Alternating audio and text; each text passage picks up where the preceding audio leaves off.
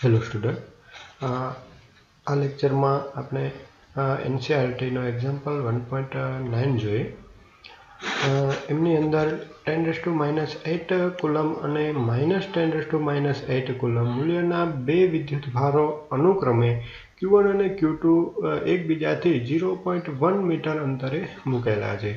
0.1 અંતરે બે વિદ્યુતભાર, જે અહીંયા ફિગરમાં જોઈ શકો કે Q1 અને Q2 એ બંને વચ્ચેનું અંતર કેટલું છે તો કે 0.1 મીટર, એટલે એ એનું મધ્યબિંદુ છે અને Q1 અને Q2 વચ્ચેનું ડિસ્ટન્સ થશે 0.1 મીટર. તો Q1 થી એનું અંતર 0.05, એનાથી હાફ, અડધું, બરાબર.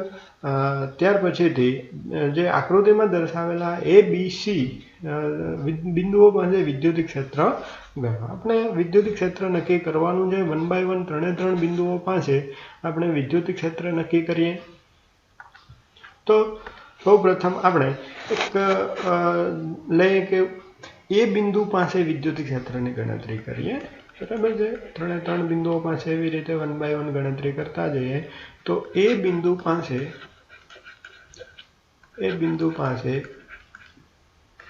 વિદ્યુત ક્ષેત્ર, પણ એ બિંદુ પાસે વિદ્યુત ક્ષેત્ર મેળવવા માટે કેટલા વિદ્યુત ભારોનું તંત્ર છે તો કે બે વિદ્યુત ભારોનું તંત્ર છે. તો બંનેના લીધે ઉદ્ભવતું વિદ્યુત ક્ષેત્ર પહેલા ઇન્ડિવિજ્યુઅલ મેળવી અને ત્યાર પછીથી બંનેનો સદિશ સરવાળો કરશું, બરાબર. તો એ બિંદુ પાસે વિદ્યુત ક્ષેત્ર મેળવવા માટે પહેલા આપણે Q1 વિદ્યુત ભારને લઈએ કે Q1 વિદ્યુત ભારના લીધે એ બિંદુ પાસે ઉદ્ભવતું વિદ્યુત ક્ષેત્ર Q1 વિદ્યુત ભાર ને લીધે Q1 એટલે કે જે કેટલો છે +10⁻8 કુલમ વિદ્યુત ભાર છે, બરાબર. એમને લીધે એ બિંદુ પાસે વિદ્યુત ક્ષેત્ર, એને કોઈ અલગ રીતે આપણે દર્શાવીએ કે E1A,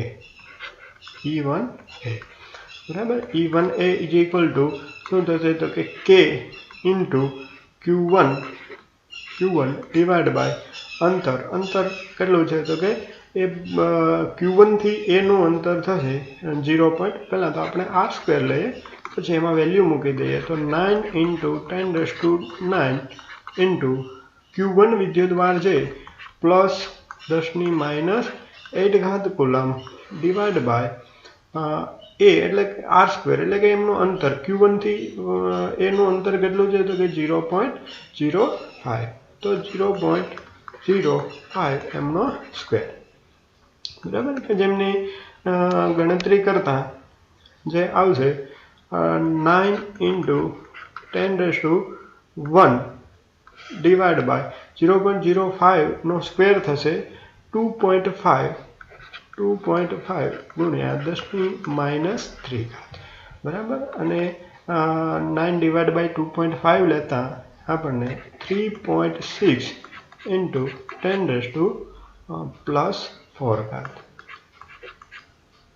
ન્યૂટન પર કુલમ. અને દિશાનો ઉલ્લેખ કરીએ તો દિશા કઈ દિશામાં થશે, કારણ કે Q1 તો પોઝિટિવ વિદ્યુત ભાર છે, તો EA ની દિશા કે જો અહીંયા દર્શાવેલી છે EA ની દિશા, બરાબર, કે A થી જમણી બાજુ તરફ થશે, બરાબર છે. A થી જમણી તરફ, બરાબર છે. ઓકે.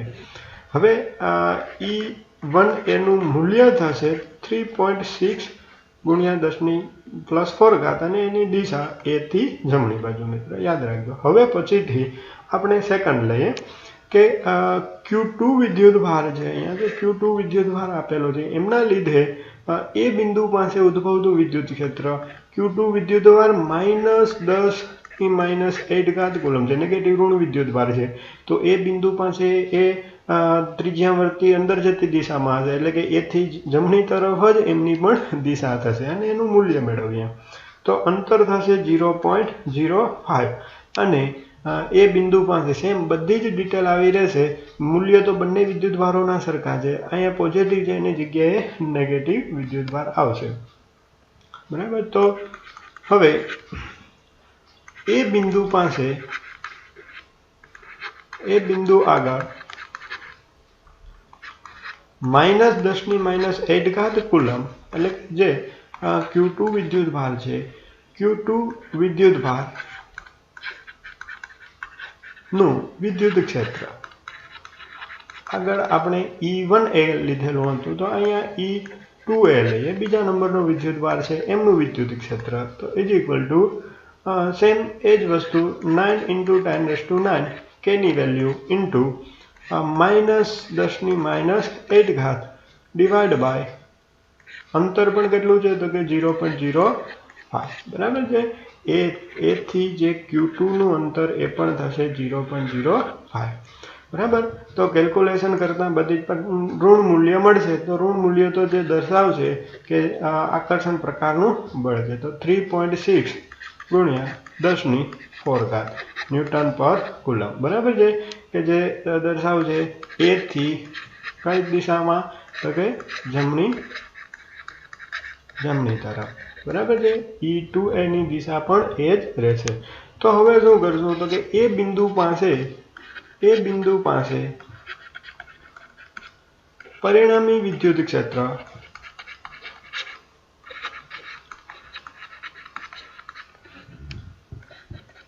EA E1A પહેલાને લીધે Q1 ના લીધે ઉદ્ભવતું વિદ્યુત ક્ષેત્ર અને Q2 ના લીધે ઉદ્ભવતું વિદ્યુત ક્ષેત્ર. હવે અહીંયા જોઈ શકાય કે જે E1A અને E2A બંનેની દિશા સમાન છે, દિશા અને મૂલ્ય બંને સમાન છે બરાબર છે. સમાન હોવાથી બેઝિક સરવાળો કરી શકીએ આપણે 3.6 અને 3.6 નો બરાબર છે. તો EA નું મૂલ્ય કેટલું થશે તો કે EA નું મૂલ્ય 3.6 × 10⁴ પ્લસ 3.6 × 10⁴ બંનેનો સરવાળો થઈ જશે બળનો, તો 7.2 × 10⁴ ન્યૂટન પર કુલમ. અને એમની પરિણામી દિશા પણ E થી કઈ તરફ હશે જમણી તરફ, જે EA ની દિશા હશે બરાબર છે. તો EA ની દિશા પરિણામી દિશા પણ આપણને એ બિંદુથી જમણી તરફ થશે, જમણી તરફ બરાબર છે. એટલે હવે આપણે ત્યાર પછીથી એ બી બિંદુ અહીંયા આપેલું છે, બી બિંદુ ઉપર પરિણામી વિદ્યુત ક્ષેત્ર લઈએ બરાબર છે. પહેલા Q1 ના લીધે ઉદ્ભવતું વિદ્યુત ક્ષેત્ર લેશું અને Q2 ના લીધે ઉદ્ભવતું વિદ્યુત ક્ષેત્ર લેશું બરાબર. Q1 ના લીધે વિદ્યુત ક્ષેત્ર લેશું ત્યારે ડિસ્ટન્સ એમાં આવશે 0.05 અને Q2 ના લીધે ઉદ્ભવતું વિદ્યુત ક્ષેત્ર લેશું ત્યારે જે ડિસ્ટન્સ થશે બી નું Q2 થી ડિસ્ટન્સ 0.5 0.05 0.05 અને 0.05 એટલે ટોટલ ડિસ્ટન્સ કેટલું થશે તો કે 0.15 બરાબર છે. 0 અથવા તો Q1 Q2 વચ્ચેનું અંતર 0.1 છે અને પ્લસ 0.05 થશે, તો 0.15 મીટરનું ડિસ્ટન્સ થશે બરાબર. અને વિદ્યુત ભાર Q2 નો વિદ્યુત ભાર જે લેવાનો છે -10⁻⁸ તો આમના લીધે ઉદ્ભવતું વિદ્યુત ક્ષેત્ર એમના તરફ હશે, એટલે કે E2B ની દિશા જે છે એ B થી જમણી તરફ થશે અને E1B ની દિશા થશે એ B થી ડાબી તરફ થશે બરાબર. અને આમાં બંનેનો સરવાળો થશે નહીં, આમાં એકને બાદ કરવાનો થશે. ઓકે, આગળ જોઈએ. હવે બી બિંદુ આગળ વિદ્યુત ક્ષેત્રની ગણતરી કરીએ બરાબર છે. તો બી બિંદુ પાસે વિદ્યુત ક્ષેત્ર પહેલા આપણે કયા વિદ્યુત ભારને લીધે લેશું તો કે Q1 વિદ્યુત ભાર ના લીધે બી બિંદુ આગળ વિદ્યુત ક્ષેત્રને આપણે E1B વડે દર્શાવશું, તો E1B ઇઝ ઇક્વલ ટુ કેટલો થશે તો કે KQ1 ડિવાઈડ બાય અંતર છે R² તરીકે અંતર આપીએ તો 9 × 10⁹ Q1 વિદ્યુત ભાર છે પ્લસ 10⁴ -8 ઘાત કુલમ અને ડિવાઈડ બાય ડિસ્ટન્સ કેટલું લેવાનું છે તો કે જે તમે અહીંયા જોઈ શકો કે જે Q1 થી B નું અંતર જે છે એ કેટલું છે 0.05 બરાબર તો 0.05 એમનો સ્ક્વેર બધી જ વેલ્યુ આગળની છે એ જ વેલ્યુ છે બરાબર તો સેમ આંકડો આવશે આપણે કે જે કોનું મૂલ્ય છે E1B નું મૂલ્ય 3.6 ગુણ્યા 10⁴ 3.6 ગુણ્યા 10⁴ ન્યૂટન પર કુલમ એની દિશાનો ઉલ્લેખ કરીએ તો જે દિશા થશે એ B થી ડાબી બાજુ બરાબર છે કારણ કે પોઝિટિવ વિદ્યુત ભાર છે તો B થી ડાબી બાજુ એમનું વિદ્યુત ક્ષેત્ર રહેશે અને એવી જ રીતે આપણે Q2 વિદ્યુત ભાર કે જે ઋણ વિદ્યુત ભાર છે -10⁻8 કુલમ તો એમના લીધે B બિંદુ પાસે વિદ્યુત ક્ષેત્ર અને આપણે E2B વડે દર્શાવીએ તો E2B = 9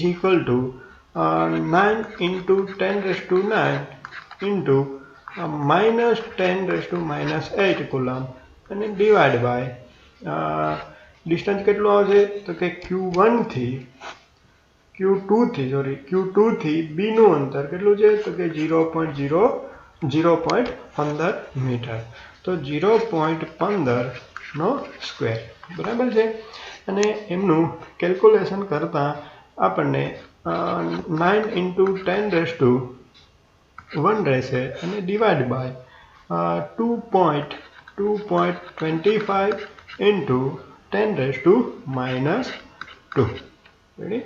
તો એમને સિમ્પ્લિફાય કરતા આપણે આન્સર આવશે -4 × 10⁻³ ન્યૂટન પર કુલમ -4 તો દર્શાવજે કે B થી કઈ તરફની દિશામાં છે જમણી તરફની દિશામાં બરાબર તો દિશા તરીકે આપણે અહીંયા રજૂ કરીએ બરાબર E2B ની દિશા તો B થી જમણી તરફ બરાબર છે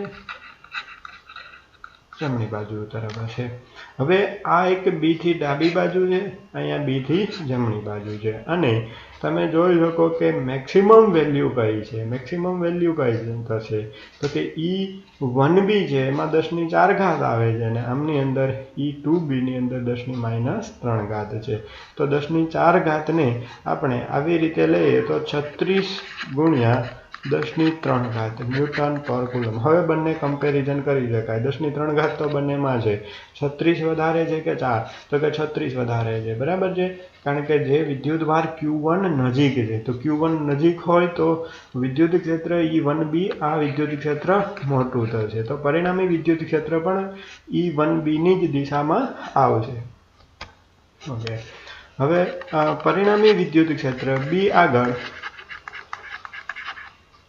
પરિણામી વિદ્યુત ક્ષેત્ર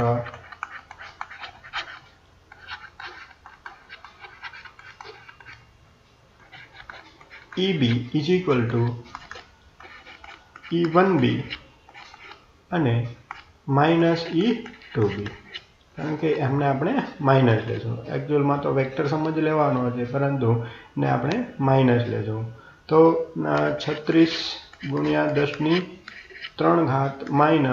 -4 ગુણ્યા 10⁻³ બરાબર છે તો કેટલા રહેશે તો કે 32 × 10⁻³ ન્યૂટન પર કુલમ એટલે 3.2 × 10⁴ ન્યૂટન પર કુલમ વધારે કયો વિદ્યુત ભાર હતો અહીંયા પોઝિટિવ છે તો E1B ની જ દિશામાં થશે તો પરિણામી વિદ્યુત ક્ષેત્ર છે એ B થી ડાબી બાજુ તરફ રહેશે ડાબી બાજુ બરાબર છે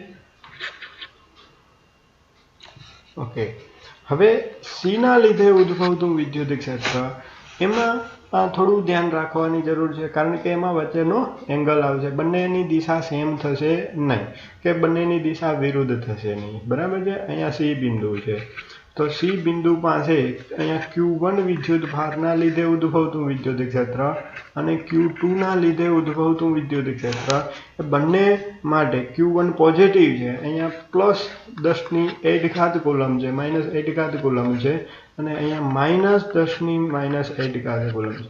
आ ऋण विद्युतभार है तो ऋण विद्युतभार एमना लीधे उद्भवतुं विद्युत क्षेत्र एमना तरफ हशे अने ए विद्युत क्षेत्र ने आपणे E2C वडे दर्शावशुं बराबर।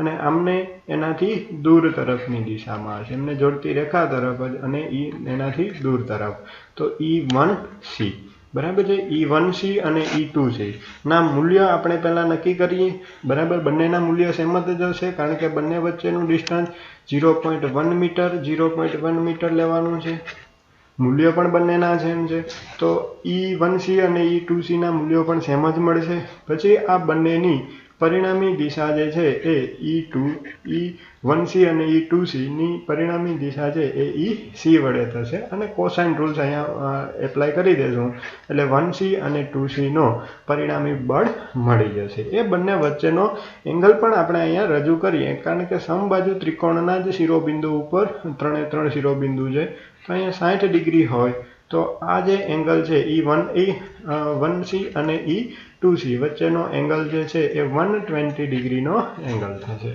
बराबर। तो हवे अहींया आपणे जोईए के C बिंदु पासे परिणामी विद्युत क्षेत्रनी गणतरी करीए पछी 1 बाय 1 लेशुं आपणे के Q1 विद्युतभारना लीधे Q1 विद्युतभार ना लीधे C बिंदु आगळ विद्युत क्षेत्र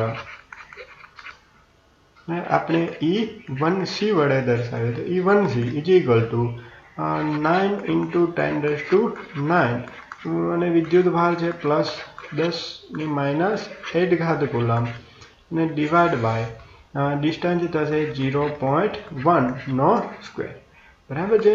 अने गणतरी करता 9 × 10⁻1 अने एमने डिवाइड बाय 0.1 नो स्क्वेर जे छे ते थशे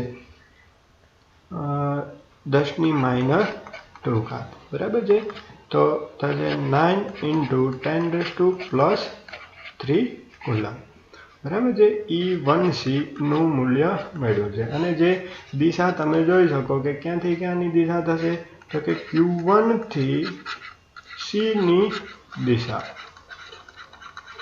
Q1 થી C ની દિશામાં બરાબર છે કે જે અહીંયા એરા વડે આકૃતિમાં આપણે દર્શાવેલો છે ઓકે। હવે ત્યાર પછીથી Q2 ના લીધે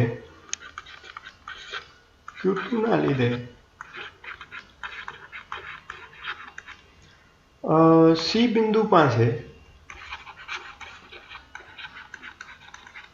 विद्युत क्षेत्र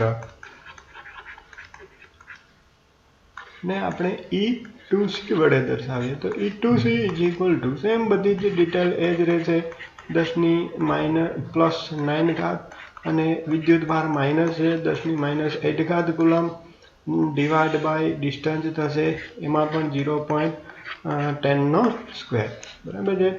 तो केल्क्युलेशन करता ए पण 9 × 10⁻3 न्यूटन पर कूलम अने दिशा जे छे दिशा तमे अहींया जोई शको के जे C थी Q2 ની દિશામાં કારણ કે આકર્ષણ પ્રકારનો છે અંદર જતી દિશામાં છે Q2 વિદ્યુતભાર નેગેટિવ છે તો E2C ની દિશા છે એ C થી Q2 ની દિશા તરફ હશે એટલે C બિંદુથી Q2 ની દિશામાં।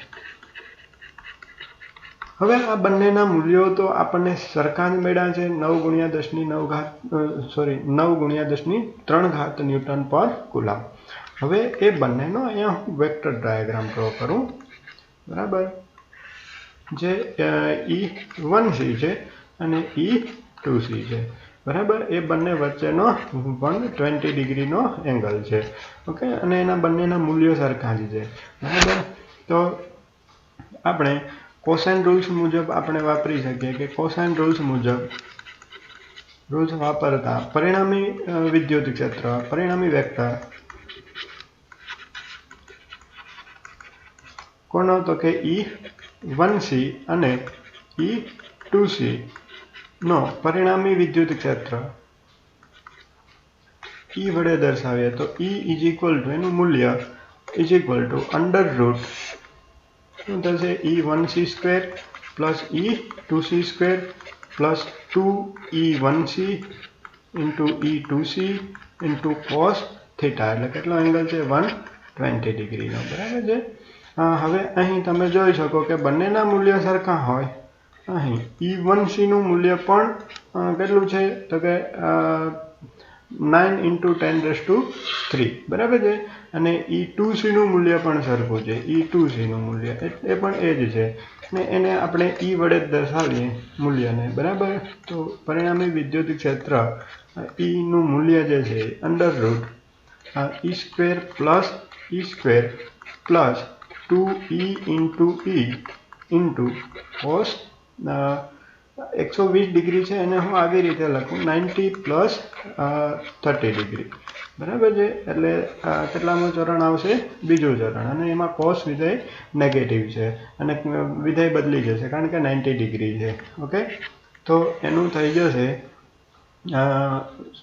-sin 30 ડિગ્રી બરાબર। તો અહીંયા E² પ્લસ E² એટલે 2E² પ્લસ 2E × E એટલે E² ઇન્ટુ શું થશે તો કે sin 30 ડિગ્રી ઓકે।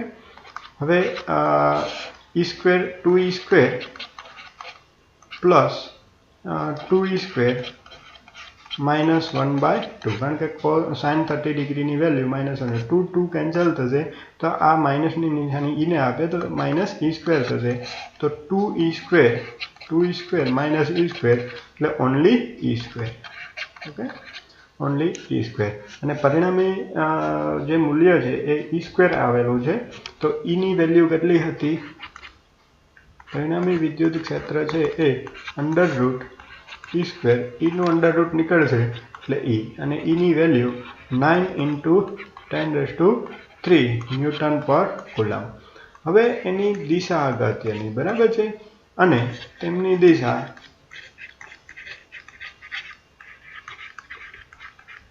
કઈ તરફ હશે તો કે C થી જમણી તરફ કારણ કે બંનેના મૂલ્યો સરખા છે તો હાફ હાફ ડિવાઈડ બાય થઈ જશે બરાબર। અહીંયા તમે જોઈ શકો કે આ સાઈડે જે 60 ડિગ્રી એંગલમાં આવશે આ સાઈડ પણ 60 ડિગ્રી એંગલમાં પરિણામી વિદ્યુત ક્ષેત્ર EC ની વેલ્યુ 60 ડિગ્રીના એંગલમાં થશે બરાબર। તો 60 ડિગ્રીના એંગલમાં થતું હોવાથી એ હોરિઝોન્ટલ જ રહેશે અને હોરિઝોન્ટલમાં C બિંદુથી કઈ તરફ હશે તો કે જમણી બાજુ તરફ બરાબર। તો ત્રણે ત્રણ આગળ આપણે પરિણામી વિદ્યુત ક્ષેત્ર મેળવી ગયા છીએ ઓકે।